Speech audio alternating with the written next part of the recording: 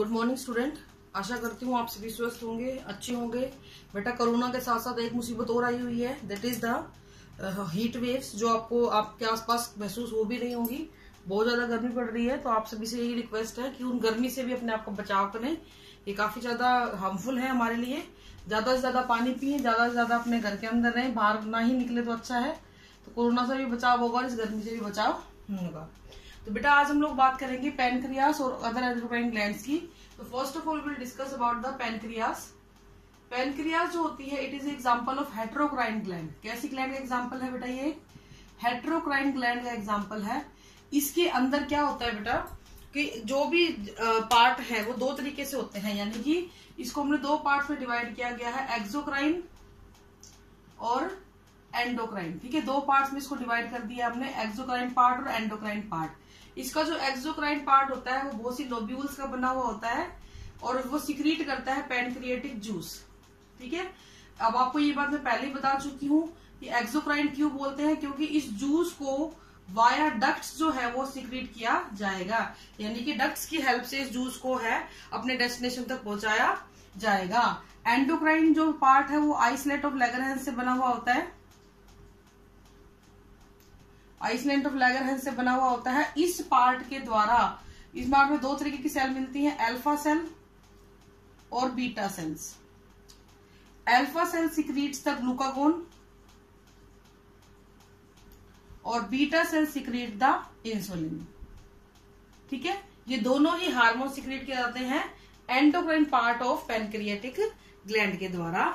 Glucagon का जो function होता है, ये ब्लड में ग्लूकोज के लेवल को इंक्रीज करता है। ब्लड ग्लूकोज को क्या करेगा? इंक्रीज करेगा। जबकि इंसुलिन का काम क्या होता है बेटा? ये ब्लड ग्लूकोज के लेवल को क्या करता है? डिक्रीज करेगा। फॉर एग्जाम्पल, आपने बहुत सारा खाना खाया है, आप लोग मेजर करके नहीं खाते हो कितनी शुगर हमें चाहिए या कितनी इंटेक हमें लेना चाहिए। हमें स्वाद के हिसाब से और टेस्ट के हिसाब से खा लेते हैं। और उस कंडीशन में कई बार क्या होता है कि बहुत ज्यादा अमाउंट में ग्लूकोज हमारी बॉडी में एंटर कर जाता है, बहुत लंबे टाइम तक हमारे ब्लड में रहेगा तो नुकसान करेगा। तो उस कंडीशन में इंसुलिन आता है और वो ब्लड ग्लूकोज को जो है वो कन्वर्ट कर देता है स्टोर्ड फॉर्म के अंदर, ग्लाइकोजन के अंदर। और ग्लाइकोजन जो होती है वो स्टोर हो जाएगी, ब्लड में ग्लूकोज का लेवल क्या हो जाएगा? डिक्रीज कर जाएगा। डिक्रीज का मतलब ये नहीं कि बिल्कुल डाउन कर गया, डिक्रीज का मतलब हमारी बॉडी के हिसाब से। अगर ये इंसुलिन किसी भी वजह से सिक्रीट होना बंद हो जाए, अगर इसका सिक्रीशन बंद हो जाए बेटा, तो क्या होगा या रिड्यूस हो जाए, तो पेशेंट बन जाते हैं हम किस चीज के? डायबिटीज के। किसके पेशेंट बन जाएंगे? Diabetes mellitus. देखो कंफ्यूज नहीं होना है, एक हमने डायबिटीज इंसिपिडस पढ़ा था एडीएच हार्मोन की कमी से, ये है डायबिटीज मेलाइटिस इंसुलिन की कमी से। इसके अंदर जिसको आप नॉर्मल में शुगर भी बोल देते हैं, शुगर हो गई। ठीक है, ये कैसे हो गई?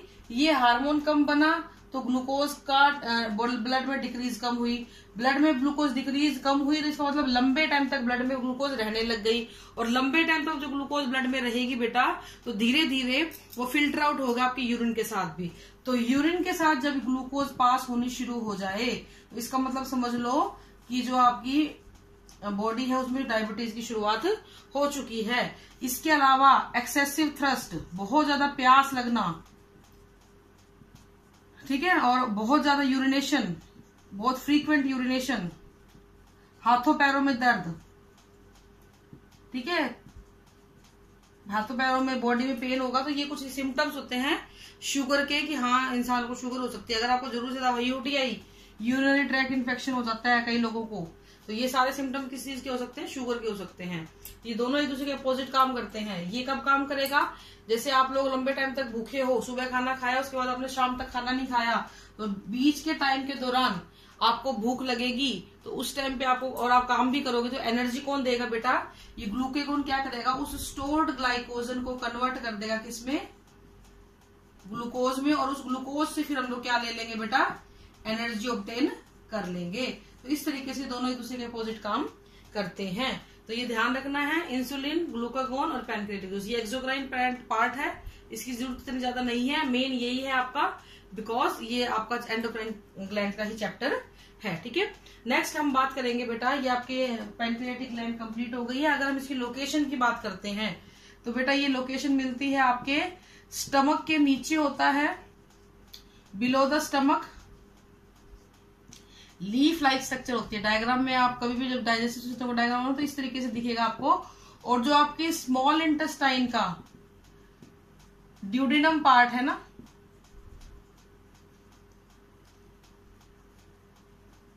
वहां के लूप के अंदर ये पाया जाता है। इस तरीके से एक ये पाई जाती है ग्लैंड, और ये अपने सिक्रीशन को डायरेक्टली ब्लड में पोर करेगी, ग्लूकागॉन को और इंसुलिन को, और ब्लड ग्लूकोज के लेवल को घटाएगी और बढ़ाएगी। ठीक है बेटा। अब हम बात करेंगे अगली ग्लैंड की, दैट इज गोनेट्स, जिसको हम अपने गोनेट्स भी बोलते हैं, that is testis and ovaries. ठीक है। अब अपना ये चैप्टर जो है ऑलमोस्ट एंड पे ही चल रहा है बेटा, खत्म होने वाला है। Testis oblique ovaries. ठीक है। दोनों की बात करेंगे हम लोग। टेस्टिस मेल में मिलती है, ये फीमेल में मिलता है ओवरीज। टेस्टिस जो होती है ये एंड्रोजन हार्मोन सिक्रीट करती है। ठीक है। अंडर द इन्फ्लुएंस ऑफ किसके? Under the influence of LH hormone, LH hormone, luteinising hormone इसको हम लोग बोल देते हैं, under the influence of luteinising hormone. ठीक है। ल्यूटेनाइजिंग हार्मोन इसको हम बोलते हैं। ये पिट्यूटरी ग्लैंड से सिक्रीट होगा। ये हार्मोन जाएगा कहां पे? टेस्टिस में। टेस्टिस में ये जाएगा बेटा लेडिंग सेल में, और लेडिंग सेल जो होती हैं ये किसको सिक्रीट करेंगी? एंड्रोजन हार्मोन को सिक्रीट करेंगी। तो इस तरीके से ये काम होता है। एंड्रोजन के अगर हम फंक्शंस की बात करें तो सबसे इंपॉर्टेंट फंक्शन इसका यही है बेटा। पहला फंक्शन स्पर्म फॉर्मेशन करेगा, स्पर्म फॉर्मेशन में हेल्प करता है। दूसरा जो एक्सेसरी ऑर्गन है मेल रिप्रोडक्टिव पार्ट के, लाइक पेनिस है या और प्रोस्टेट ग्लैंड वगैरह, उनके डेवलपमेंट को हेल्प करता है। नेक्स्ट इसका जो मेन फंक्शन होता है सेकेंडरी सेक्सुअल कैरेक्टर्स को कंट्रोल करेगा। यानी कि कौन कौन से होते हैं सेकेंडरी सेक्सुअल कैरेक्टर? लड़कों में दाढ़ी मूंछ का आना, आवाज का भारी हो जाना, ये शोल्डर्स की ब्रॉडनिंग हो जाना, मसल्स का मजबूत हो जाना, अग्रेसिव बिहेवियर हो जाना, ये कुछ जो है सिम्टम्स होते हैं बॉयज के। इसके अलावा पेल्विक रीजन है वहां पे हेयर की ग्रोथ होनी शुरू हो जाना, दाढ़ी मूंछ आ जाना। इसके अलावा एडम्स एप्पल का डेवलप होना। आपने देखा होगा बॉयज के यहाँ पे तिखा सा चोंच सी आती है, कौवा बोल देते हैं हम लोग लोकल में उसको, लेकिन वो क्या होता है बेटा? बेसिकली वो आपका एडम्स एप्पल होता है। लड़कियों में ये नहीं पाया जाता है। तो ये सेकेंडरी सेक्सुअल कैरेक्टर्स होते हैं। अगर हम फीमेल की बात करें तो फीमेल में 3 हार्मोन होते हैं मेनली, ऑस्ट्रोजन, प्रोजेस्टेरोन और रिलैक्सिन। ठीक है। ये हार्मोन रिलैक्सिन जो है ये प्रेगनेंसी के टाइम पे जब बच्चा डिलीवर होता है उसके बाद आता है, ताकि बॉडी को रिलैक्स किया जा सके। तो ये सिर्फ प्रेगनेंसी के दौरान है, बाकी ये दोनों हार्मोन हमेशा रहते हैं। एस्ट्रोजन जो हार्मोन होता है ये मेन हार्मोन है। ये ग्राफिन फॉलिकल की सेल्स के द्वारा सिक्रीट किया जाएगा। इन्फ्लुएंस इसको भी कौन करेगा? इन्फ्लुएंस इसको भी कौन करेगा बेटा? ल्यूटेनाइजिंग हार्मोन ही इन्फ्लुएंस इसको करता है। ग्राफिन फॉलिकल के द्वारा सिक्रीट किया जाता है। इसका फंक्शन क्या है? सेकेंडरी सेक्सुअल कैरेक्टर्स को कंट्रोल करना। ठीक है।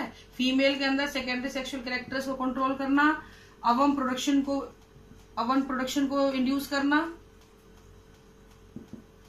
ठीक है। ये इसके कुछ फंक्शंस होते हैं। अवम का बनना, सेकेंडरी सेक्सुअल कैरेक्टर्स कौन कौन से होते हैं? सेकेंडरी सेक्सुअल कैरेक्टर्स की अगर हम बात करें, लड़कियों में आवाज का पतला होना, हाई पिच का हो जाना, चेहरे पे ग्लो आ जाना। ठीक है। और मेंस्ट्रुअल साइकिल स्टार्ट हो जाना। इसके अलावा broadening of breast memory gland का डेवलपमेंट हो जाना, प्यूबिक और ऑक्सिलरी हेयर्स का आ जाना। तो ये कुछ सेकेंडरी सेक्सुअल कैरेक्टर्स होते हैं फीमेल के, जो मेल और फीमेल को डिस्टिंग्विश करने में काफी हेल्प करते हैं। नेक्स्ट आता है आपका प्रोजेस्टेरोन हार्मोन। प्रोजेस्टेरोन हार्मोन क्या करता है बेटा? ये आपकी कॉर्पस ल्यूटियम से सिक्रीट होता है। ठीक है। कॉर्पस ल्यूटियम से सिक्रीट होता है। इसका काम होता है यूट्राइन जो एपिथेलियल वॉल है, यूट्राइन एपिथेलियम को कंट्रोल करना, उसको बल्की करना। और इसके अलावा ये क्या करता है? प्रेगनेंसी को मेंटेन करता है। जो फीमेल प्रेग्नेंट होती है उनके प्रेगनेंसी को मेंटेन करने में भी ये हार्मोन हेल्प करता है। नेक्स्ट आते हैं बेटा आपका रिलैक्सिन हार्मोन। बच्चे की डिलीवरी के बाद जो एक पेन से रिलीफ मिलता है, मसल्स को रिलीफ मिलता है, उसके लिए हार्मोन जरूरी होता है, रिलैक्सिन हार्मोन। तो ये आपके ओवरी और टेस्टिस के हार्मोन है। अब आपकी लास्ट दो छोटी छोटी ग्लैंड बच गई हैं। पहली होती है बेटा पीनियल ग्लैंड और एक थाइमस ग्लैंड। बहुत ही छोटी है, ज्यादा इंटरेस्ट आपका भी नहीं है इनके बारे में। ये मेलेटोनिन सिक्रीट करता है, मेलेटोनिन, और ये क्या करता है, ये आपके गोनेड्स के फंक्शनिंग को कंट्रोल करने में हेल्प करता है। गोनेड्स की फंक्शनिंग को कंट्रोल करता है। इसके अलावा थाइमस ग्लैंड ये सिक्रीट करता है थाइमोसिन। ठीक है, लोकेशन में आपको पहले बता चुकी हूँ, या ब्रेन के पास होगा या आपकी हार्ट के पास होगा। थाइमोसिन को सिक्रीट करेगा। इसका काम होता है लिम्फोसाइट सेल को बनाना, लिम्फोसाइट डेवलपमेंट, और इसकी वजह से ही क्या होता है, हमारी इम्यूनिटी बढ़ती है, इम्यूनिटी को बढ़ाता है। ठीक है, तो जिन लोगों में ये ग्लैंड एक्टिव होती है उन लोगों में ये इम्यूनिटी ज्यादा मिलेगी। जैसे इसके साथ एक बात मैंने आपको शुरू में बताई थी, बड़ी उम्र के लोगों में ये रिड्यूस होती है, छोटे बच्चों में ये काफी डेवलप होती है। इसलिए छोटे बच्चों की इम्यूनिटी बुढ़ापे के शरीर के मुकाबले काफी ज्यादा होती है। तो बेटा ये आपका ग्लैंड्स का टॉपिक कंप्लीट हो गया। अब आपका एक लास्ट टॉपिक बचा हुआ है, फीडबैक मैकेनिज्म, उसकी हम बात करेंगे आगे। Thank you, have a nice day.